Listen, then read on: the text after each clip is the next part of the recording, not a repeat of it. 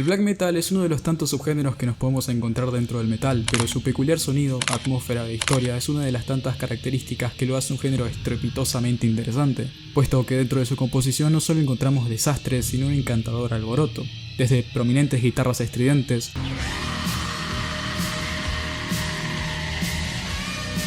constante descontrol despiadado e incesante, atmósferas agobiantes y macabras, y hasta lo más oscuro y destructivo de nuestra condición humana. ¿Qué llevó a este subgénero a ser tan controvertido? ¿Cuáles fueron las razones de su origen? ¿Qué hizo que su evolución fuese tan constante? ¿Y cuáles fueron las bandas más importantes para el sonido y la transformación continua de su significado? Hoy daremos una vuelta sobre toda la controversia y hechos históricos que formaron la creación de este rebelde sonido, indagando un poco en las vastas filosofías de algunas bandas y cómo éstas llevaron a expandir sus técnicas vocales e instrumentales a lugares más recónditos del metal extremo. El black metal, como otros tantos subgéneros, tiene un inicio y parte de una constante evolución musical. Claro que no apareció de la nada y listo. Por eso determinar sus orígenes musicales y principales inspiraciones no es tan complicado, pero debemos tener ciertos puntos en cuenta. Esto lo dividiremos en un simple esquema, donde posicionaremos las influencias musicales en un primer lugar para después pasar a las consecuencias de estas influencias, la primera ola del black metal, y cómo este determinó el sonido y significado que tendría la consecutiva segunda ola de black metal, para que finalmente hablemos de cómo el género maduró y perduró hasta hoy. Comúnmente, en términos más concretos, el nacimiento del black metal puede atribuirse directamente al nacimiento del metal en sí. Si bien bandas de rock pesado con influencias de blues como Deep Purple y Led Zeppelin sin duda desempeñaron un papel importante en esto, el consenso general, y con razón, es que el metal tal como lo conocemos hoy comenzó en gran medida gracias a Black Sabbath, y en particular con su álbum debut homónimo, grabado en 1969 y lanzado en la auspiciosa fecha del viernes 13 de febrero de 1970.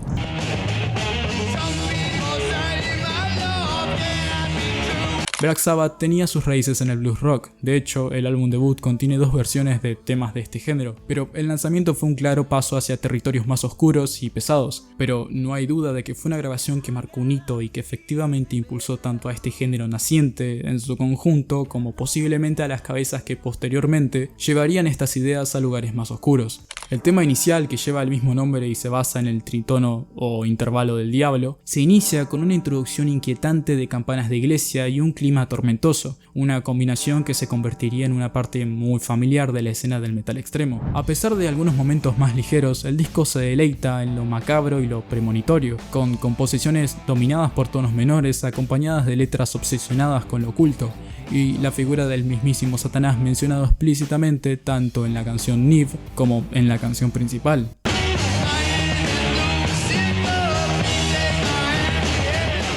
Como si eso no fuera suficiente, la funda original del disco venía adornada con una gran cruz invertida, un gesto no sutil sin duda, pero bastante efectivo. Si bien la banda a menudo tocaba narrativas asociadas con lo oculto y prohibido, ellos no se consideraban parte de estas historias, sino simples relatores que consideraban estos conceptos como algo sumamente interesante y distinto, algo que posteriores bandas trataron de replicar y que llevaron la figura de Satanás a formar parte de sus historias, no desde un sentido adorante, sino desde uno más narrativo, algo que inevitablemente cambiaría con el tiempo que a la banda psicodélica estadounidense Coven no le haría falta, ya que se habían adelantado bastante a los ingleses. Lanzaron su álbum debut Witchcraft Destroying Minds and Rips Souls en 1969 y de esto se puede destacar su fijación por venerar lo oculto.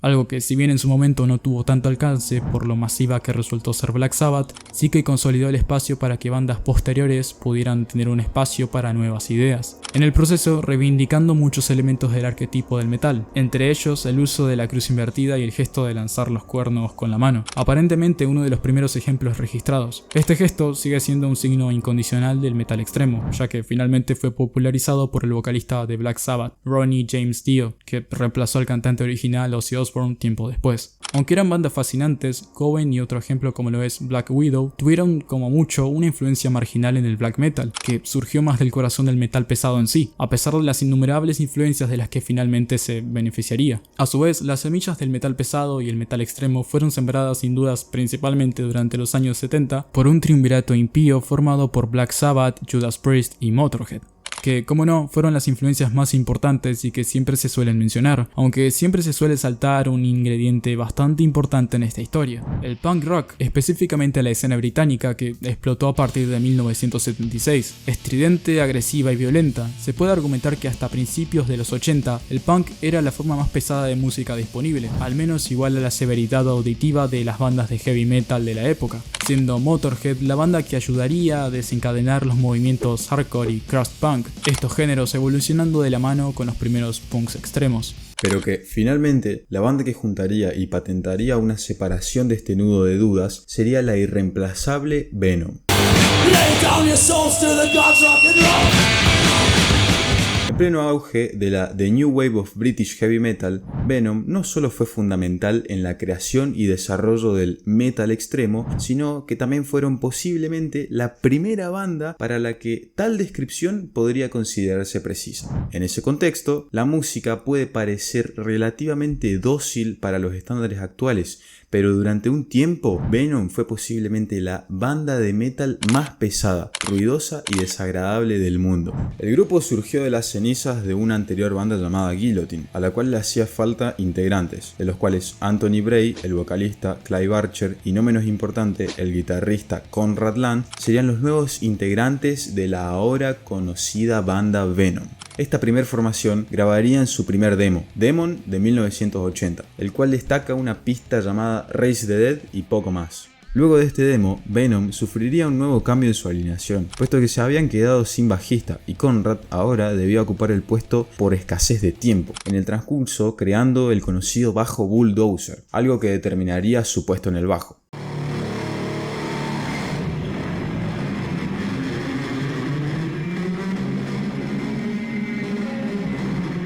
Su voz también era algo imponente, razón que le bastó al grupo para reemplazar a Clive por Conrad como nuevo vocalista y así dejar finalmente a este grupo como un trío. Conrad, en su momento, propuso el adoptar nombres artísticos que lograrían alimentar la leyenda de lo que sería la banda. En el camino, Jeffrey Dunn y Tony Bray serían conocidos como Mantas y Abaddon, demonios presentes en la infame y polémica Biblia satánica de Anton LaVey. Conrad, por otra parte, se iría por algo más distinto: Cronos, el padre del tiempo. Neat, su sello discográfico, al ver que estaban en buen camino, preguntó a la banda si tenían más canciones para ofrecer. Cronos respondió afirmativamente y aceptó grabar todas las canciones escritas hasta el momento, y pronto le proporcionó a Neat una colección de pistas de demostración grabadas de manera aproximada. Para sorpresa de la banda, esas mismas grabaciones de demostración se lanzaron más tarde ese año como su álbum debut, Welcome to Hell, de lejos el álbum del metal más blasfemo lanzado hasta el momento.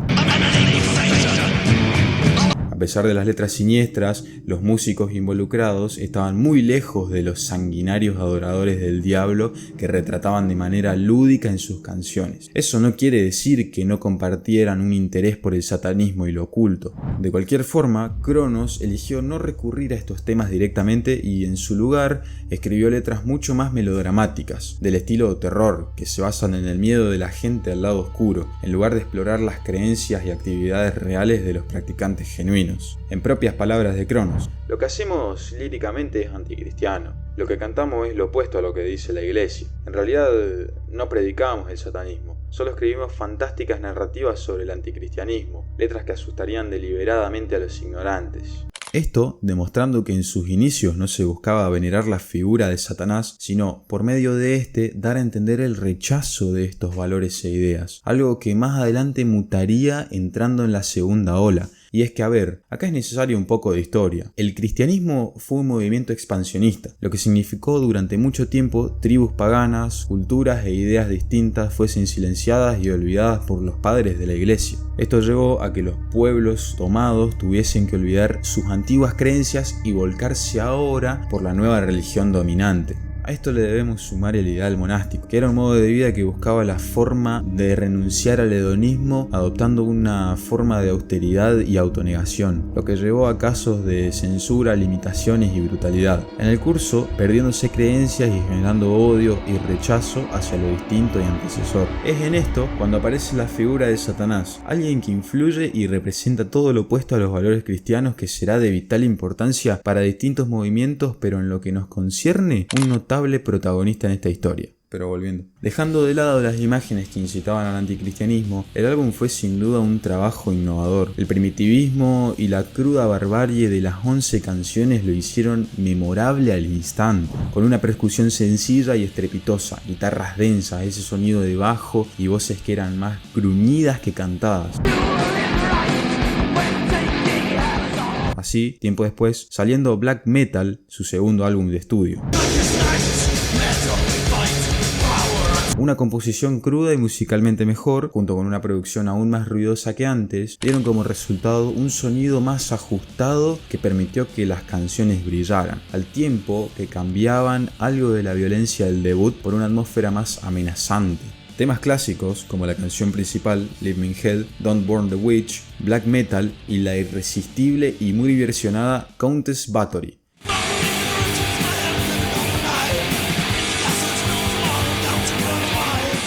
Este trabajo, al ser mejor compuesto y tener una sólida propuesta, incitó a muchos jóvenes y cabezas que eran llamadas por este majestuoso y blasfemo álbum, que se posicionaba como la obra célebre de la banda y la que los convirtió en una de las mayores influencias. Luego de esto, dentro de la misma primer ola del black metal, surgían dos fases. La primera, el thrash black, y la segunda, el proto black metal. Pero vayamos por partes. Las primeras bandas buscaban juntar los primeros sonidos del thrash metal con tintes del reciente sonido de Venom, que en términos generales formaba parte del speed metal, pero a la vez había aportado muchísimo a la estética y sonido igual de oscuro. Ejemplos como Slayer, Creator o Destruction eran de esas bandas que en sus inicios se vieron fuertemente influenciadas por todo este infame sonido que no hacía más que evolucionar.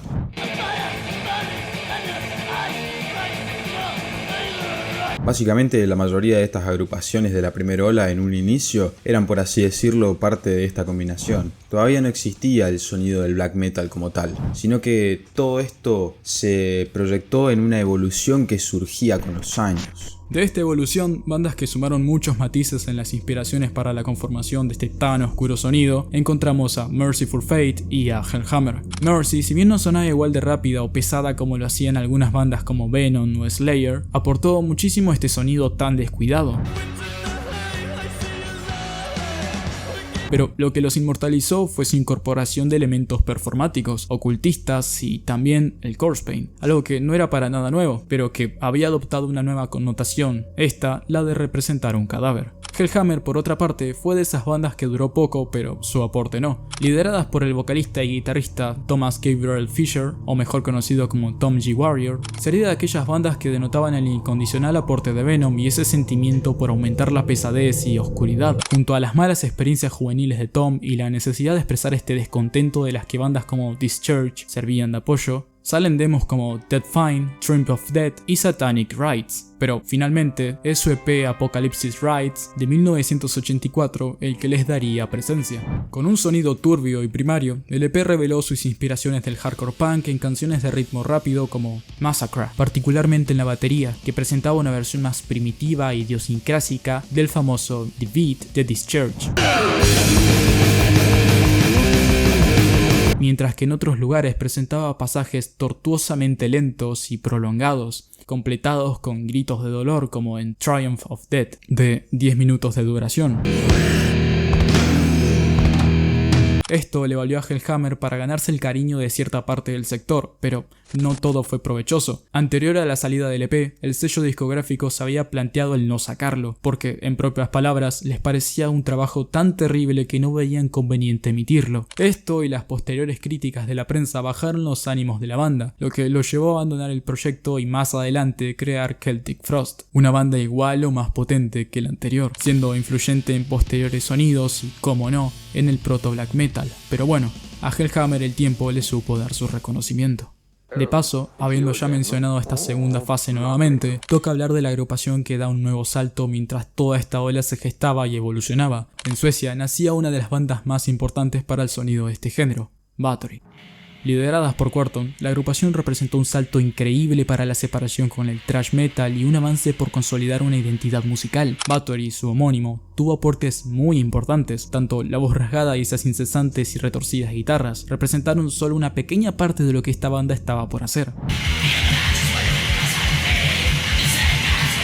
Canciones como Hades, Sacrifice o Necromancy presentan una cruda y agobiante atmósfera que, acompañada de esa distorsión tan característica, terminan dando forma a un álbum que, si bien no se alejaba del thrash, estaba dando propiedad y presentando algo muy distinto.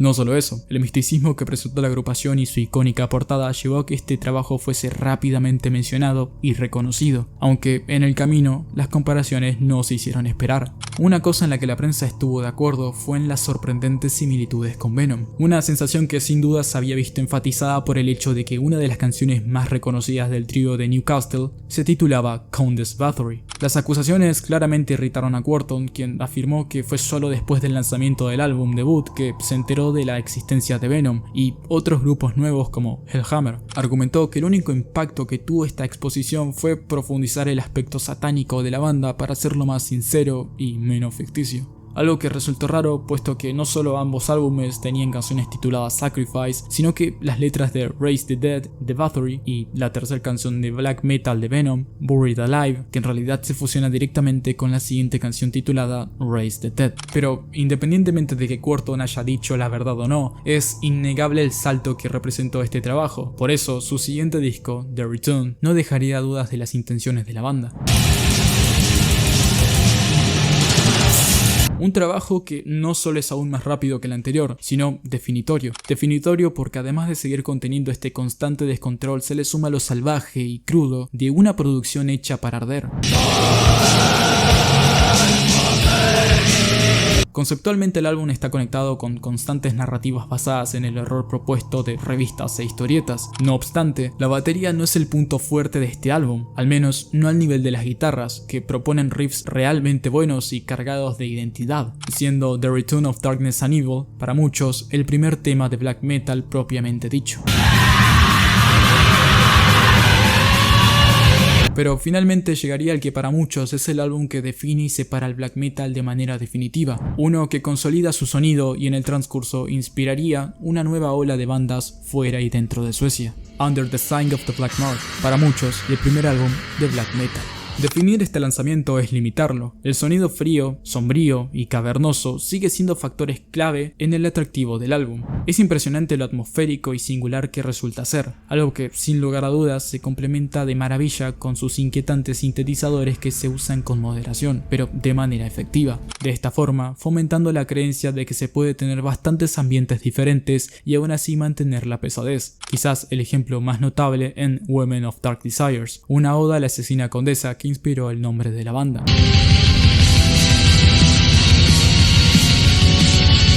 Canciones como Massacre o Equimentor no eran más que una prueba del avance tan destructivo y salvaje que la banda estaba adoptando. Algo que quizás no mucha gente sabe es que la banda durante bastante tiempo fue manejada por una sola persona, en este caso Quorthon, algo que para el momento y tiempo resultaba desentonante. The Return y el homónimo, por ejemplo, fueron grabados con músicos de sesión, algo que condicionaba un poco a la banda porque la obligaba a ser una agrupación de estudio, algo que, sumado a las ideas de Quorthon, les impedía hacer conciertos. Pero situándonos un poco de vuelta en esta línea temporal y en esta etapa en la que surgía la transición del proto-black metal a la ahora ya consolidado black metal, hay que mencionar bandas muy importantes para la posterior explosión de la segunda ola, como lo son Sodom y sus trabajos In the Sign of Evil y Obsessive by Cruelty. Sepultura también con Bestial Devastation. Mephisto con su EP Megalomania. Y una mención honorífica es Seven Churches de Possessed, que si bien su orientación se encuentra en el naciente death metal, no se ignora lo importante que fue en general para el desarrollo del metal extremo.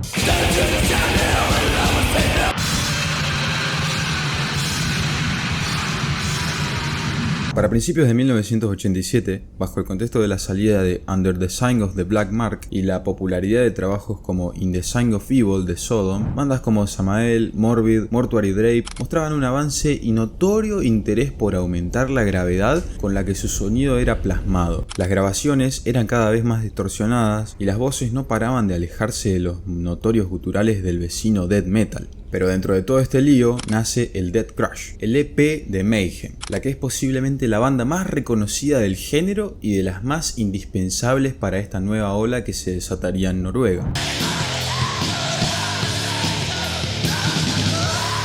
Aunque es el primer lanzamiento de estudio de una banda noruega de black metal, Death Crush en sí no se considera generalmente una grabación de black metal, debido en parte a las letras sanguinarias y obsesionadas con el gore que se encuentran en canciones como Chainsaw Godfall. Pero también a la música en sí, que combina muchos matices del thrash, death y punk, en lo que entonces era un sonido decididamente vanguardista. La verdad es que este debate todavía divide tanto a fanáticos y críticos hoy como cuando se lanzó. Fuera de controversias y leyendas detrás de la banda, hay que resaltar la importancia que esta misma tuvo. Y es que, para este momento el black metal como tal era un subgénero casi definido que se diferenciaba del thrash e incluso del death metal. En Noruega, el sonido que bandas como Venom, Hellhammer, Bathory, Slayer o hasta incluso Creator habían dejado, provocaron estragos en la juventud noruega. Esto incitó a varios jóvenes de bastantes partes del país a tratar de replicar e interpretar estas ideas que poco a poco dejaban de ser solo música. Es acá cuando aparece Mayhem, que si bien había empezado como un movimiento artístico que reflejaba el quebrantamiento de una juventud perdida por dichos valores cristianos, tuvieron un aporte musical bastante importante. Øystein Aarseth, mejor conocido como Euronymous, el guitarrista, había interpretado canciones como War y Armageddon de Bathory, que musicalmente usaban un tipo de punteo de trémolo medio primerizo que sirvió para posteriores grabaciones de la banda. Grabaciones de las que Euronymous lograría adecuar una de las técnicas de guitarra más aclamadas y utilizadas dentro de la segunda ola del black metal noruego, el tremolo picking. Los primeros registros de este nuevo enfoque los encontramos en las posteriores grabaciones en vivo de Live y Leipzig, donde ya para ese entonces Birlig Olim, ex vocalista de Morbid, era parte de la banda. Pero bueno, no nos adelantemos tanto y salgamos un poco de Noruega. En Brasil, como la ya mencionada Sepultura o la tan aclamada Sarcófago, fueron de vital importancia para el posterior entrelazo y avance del black metal. Sarcófago, por ejemplo, con su álbum Inri de 1987, enseñaba una mejora sustancial al ser precursores del blast beat y también de ser de esas primeras bandas en presentar representaciones visuales que se volverían tan características del subgénero. En Canadá también aparecía Blasphemy con Fallen Angels of Doom de 1990 y con un demo de 1989 titulado Blood Upon the Altar. Estos, sin lugar a dudas, llevarían el black metal a un lugar infausto y desastroso. No solo innovaron en la percepción del corpse paint, sino que también gracias a la reinterpretación de canciones como las de Bathory, Sodom o Slayer, constatarían de ser de los primeros grupos en expresar tanto descontrol y brutalidad, algo que para ese momento era nuevo y sirvió de base para otros subgéneros como el war metal.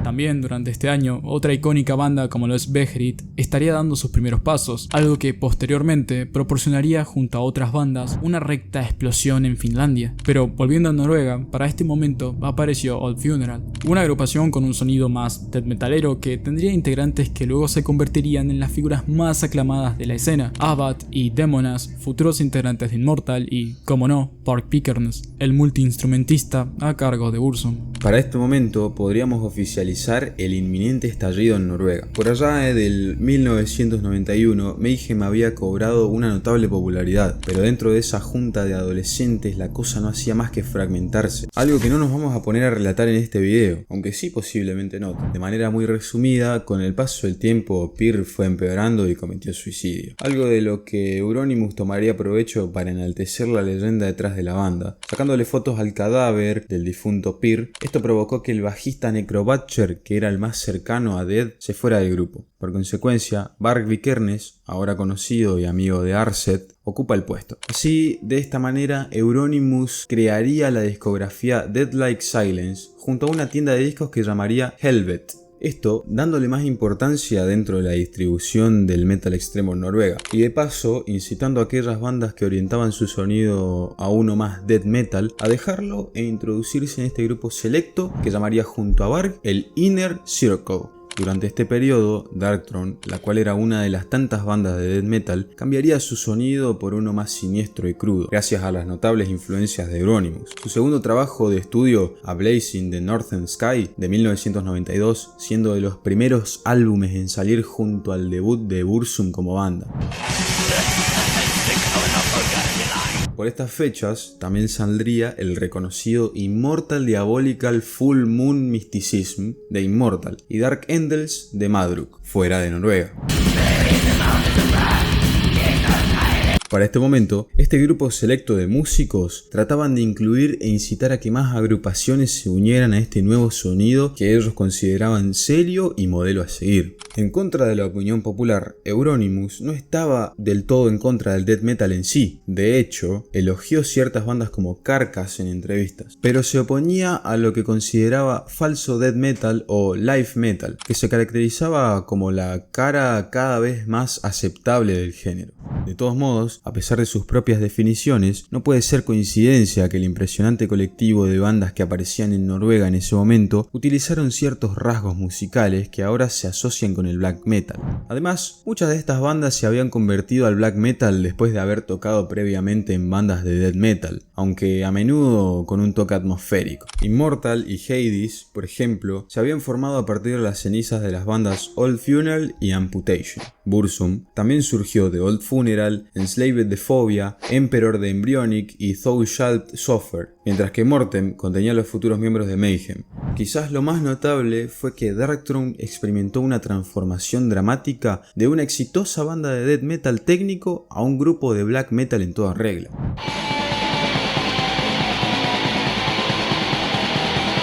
Al final resultó que Euronymous no consideraba que muchas de las bandas que lo rodeaban fueran black metal en absoluto. Incluso algunas bandas que hoy en día se consideran la personificación del género, como Immortal. Una vez más, Euronymous enfatizó las letras y la intención por encima de las características musicales y la apariencia. Durante este tiempo, el repertorio de contactos que para este momento tenía Arset con distintas bandas de la escena era abismal. A él se adjudicaba el crecimiento y la expansión de este movimiento. Y la verdad es que no es para menos. El contacto que tenía con bandas fuera y dentro de Europa le permitió a la misma escena experimentar con distintas formas de tocar. De hecho, según Mannheim, ex baterista de Mayhem, una de las bandas que inspiró el tortuoso sonido del Death Crush fue Parabellum, una agrupación colombiana que es casi inexistente cuando todo el tiempo solo se toma en cuenta la importancia de las bandas de Europa.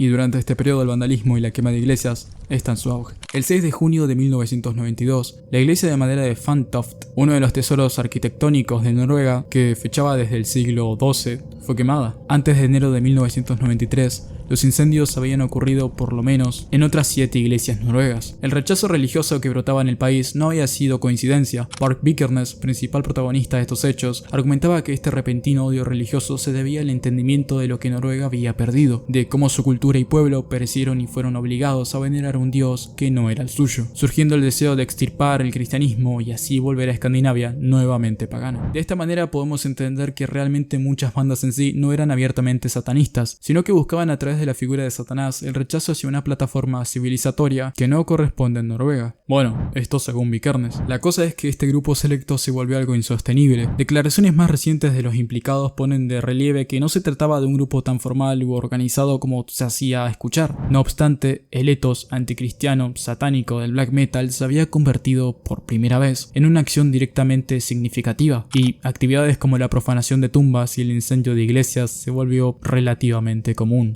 Para esto, los delirios de grandeza de Vikernes y Euronymous eran cada vez más notables, lo que los llevó a generar disputas de manera continua, y la cosa fue escalando hasta que finalmente Vikernes acaba con la vida de Euronymous. Diversas son las opiniones acerca de estos hechos, pero muy seguramente les busquemos una respuesta más contundente en otro video. Lo que sí podemos intuir es que esto se tornaba en algo inevitable, propio de la naturaleza tan destructiva de este grupo y, como no, de la inmadurez de ciertos personajes de la escena. Tiempo después de estos acontecimientos, como si se tratase del devenir de una tormenta, el panorama dentro y fuera de Noruega mutó y floreció en trabajos increíblemente virtuosos. Lo que quedó de Dead Like Silence había sacado Vikinglir Veldi de Enslave, el cual mezclaba muchísimos elementos melódicos y atmosféricos, y finalmente de Mysterium Satanas, que Mayhem, por el anterior fallecimiento de Euronymous y la falta de apoyo por la creciente polémica, retrasó el que fue posiblemente de los trabajos más producidos e históricos de Noruega.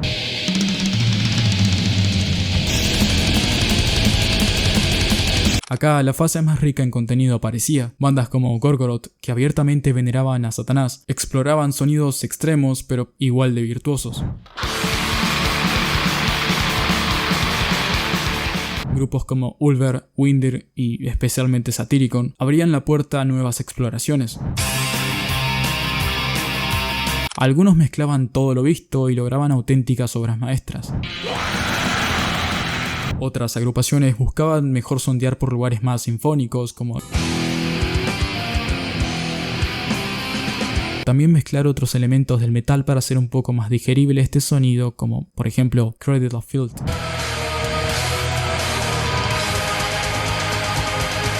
Y finalmente otros tantos que mediante sintetizadores y extensas atmósferas fúnebres tratan de mezclar características del doom metal con este ya consolidado género.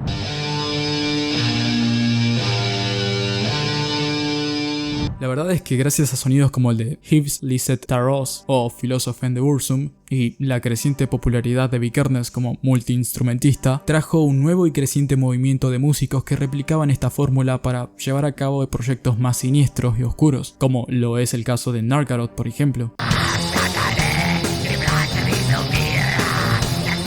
Gracias al nuevo y extenso significado que estaba cobrando el black metal, surgirían bandas que presentaban esta fórmula pero a la vez con un tono y significado distinto. De esta manera, Bursum se volvería precursora no solo de bandas que presentaban un solo hombre, sino de aquellas que orientaban su sonido a algo más ambiental, siniestro, humano y en algunos casos folclórico. Esto gracias a ciertos ideales que este mismo tenía, como también la libertad que se había adquirido por expresar ideas paganas. Con el trato del tiempo, este subgénero se fue expandiendo un montón. Con la finalización de los 90 y la entrada de los 2000, bandas como End of Life, Forgotten Woods, Shining, Salkstur y Silencer expresarían una etapa en la que se exploraría lo más recóndito y oscuro de la condición humana, consecuencia que tendría una etapa dorada dentro de los 2000 con grupos como Life Lover, Forgotten Tomb, Cold World y Psychonaut 4. Y me pienso detener en Life Lover, porque es una de esas bandas que consigue un enfoque distintivo en la introspección y la expresión emocional de una manera tan áspera. El grupo teje un tapiz sonoro de desesperación y melancolía que resuena profundamente en cómo la producción de álbumes como Pulver puede repercutir en cada una de las personas que lo escuche. Es una banda muy cruda y que adquiere la etiqueta de lo que uno puede llegar a encontrarse cuando indaga en este subgénero como lo es el DSFM. Luego aparecieron más y más subgéneros como lo son el raw black metal, que consiste en tomas muy crudas y viscerales, a la vez que se destruye cualquier tipo de regla musical, algo que va muy de la mano con el war metal y otras variantes que deciden alejar lo melódico y estructurado. ¡Conclusión! Para concluir, podríamos decir que el black metal en sí, más allá de ciertas polémicas y leyendas que le dieron una popularidad hasta cierto punto superficial, es un subgénero de metal bastante rico en contenido, no solo porque supo retratar de manera visceral cómo estos jóvenes rechazaban este orden moral que no los representaba, sino porque en su fórmula sirvió para diversificar cada uno de los aspectos que se tenían sobre periodos y distintos conceptos de nuestra sociedad. Más allá de este sentimiento y movimiento sociológico que se llegó a tener, tenían músicos muy prodigiosos que supieron inmortalizar el black metal, supieron retratar esta soledad y abandono mediante extensas narrativas que tenían como protagonistas demonios y entes malignos, como también algunos se atrevieron a ir más profundo y delatar su lado más vulnerable. De esta manera no solo tendrían que ser recordados por aquellas polémicas tan condicionales y de cierto modo superficiales, sino que tanto su estética, su atmósfera y su mensaje es algo que debe perdurar dentro de la historia de la música.